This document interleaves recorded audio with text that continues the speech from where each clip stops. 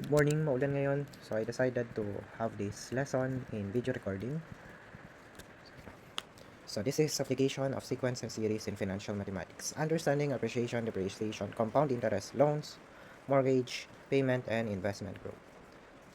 So as last time, na-discuss natin ang definition of terms. Ito hindi, yung problem 1 and problem 2. So here's are the definition of terms. So sinend ko rin to sa GC natin.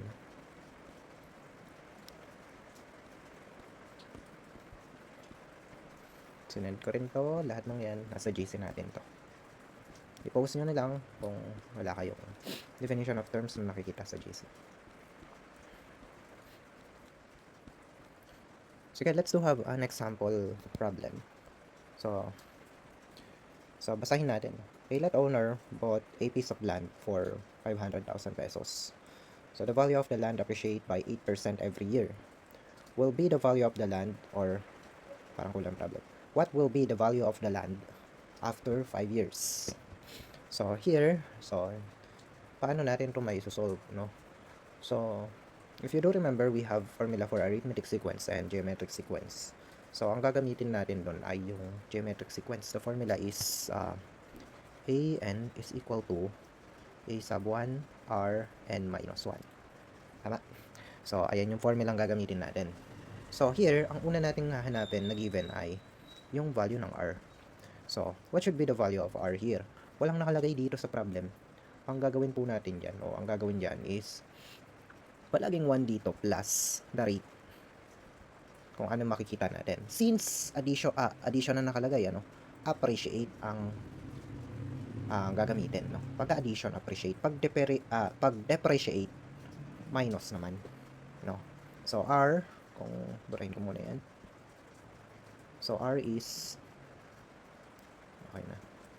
R is 1 plus 0.08. So that is 8%. 8% is 0.08. No? So R is equal to 1.08. Next, ang hanapin naman natin ay A sub 1. So ano yung A sub 1 natin? So ang A sub 1 ay may formulang kung ano yung value natin ng pera, i-multiply lang natin sa nakuha nating R, no? So bali ang mangyayari, 500,000 times ano yung R natin, 1.08. So anong makukuha dito? So this is about 540,000 pesos. So A sub 1 pa lang to. Then also, yung N natin, nakalagay naman, indicated na, N is equal to 5. Then, ang gagamitin ninyong formula ay eto, itong geometric sequence.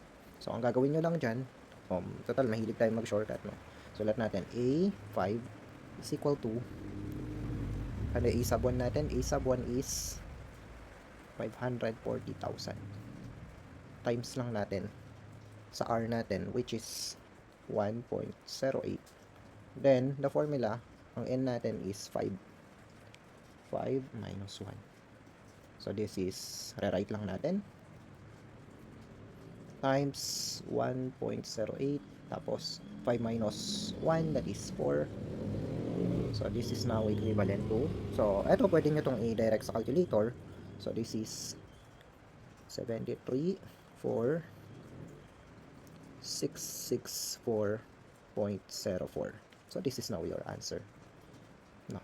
Ito na yung sagot. Pero if we're going to write it on a proper answer, so, pwede nyo isulat ng the value of the land after 5 years is 734,664.04. So, eto pa rin naman yung sagot. Hindi ko lang maisulat, kulang yung space. Ito. So, okay, let's do have the example number 2. A cell phone was purchased for 32,500 in 2015. If the value of the cell phone depreciate naman to, so depreciate annually by 16%. So ang ibig sabihin niya, bumababa daw ang value ng cellphone na binili noong 2015 ng 16% na. So find the value now, no? So today we ang nakalagay na date is 2025. So first, same lang din siya sa unang example, no? Pero ang pinagkaiba, depreciate lang to. So first, let's find what is the rate. So, what is the common ratio, no? So, ang gagawin natin dito, 1 pa rin to, minus lang tayo sa percentage na nakikita natin. So, ang percentage natin dyan is 1 minus 0.16. So, 0.16 kasi ito yung value natin, no? 16%. So, 16% yan. So, type sa calculator. So, this is 0.84. So, as your R. So, now, let's have your E sub 1. So, yung E sub 1 natin, 32,500. So, saan ito nakuha? Ito yung value ng own, no? So, tapos, i-multiply nyo lang saan? Sa makukuha nating rate, no? Kaya yung sa R. So, this is 0.84. Equals lang natin sa 27,300. So, your E sub 1 now is 27,300. And your R is 0.84. So, paano naman kukunin yung value ng N, no? So, yung N naman, ganito siya. Since taon-taon daw siyang bumababa, 2015 pa siya nakuha, no? At saka taon-taon daw siya bumababa. So, then, ang binigay na date dito is 2025. Bibilangin nyo lang yan. So, nag-start kayo sa 15 or start kayo sa 16, no? Kasi sa unang taon siya bababa. Bali, since 15 yan, start kayo sa 16. 16, 17, 18, 19, 20, 21, 22, 23, 24, 25. So, ilan yon? So, that is 10. So, now, using the formula of geometric sequence, so we have an is equal to a sub 1, ano yung r natin, n minus 1. So, rewrite lang natin to. So, this is a10 or a sub 10. So, ano yung a sub 1 natin? That is 27,300. Ito yon. Times natin siya sa r. Ano ba yung r natin? 0.84. Tapos, yung n natin is 10 minus 1. Equals lang natin 27,300 times 0.84. So, 10 minus 1 is 9. So, kung itatype nyo sa calculator ninyo, ang makukuha ang sagot ay 5,684.29.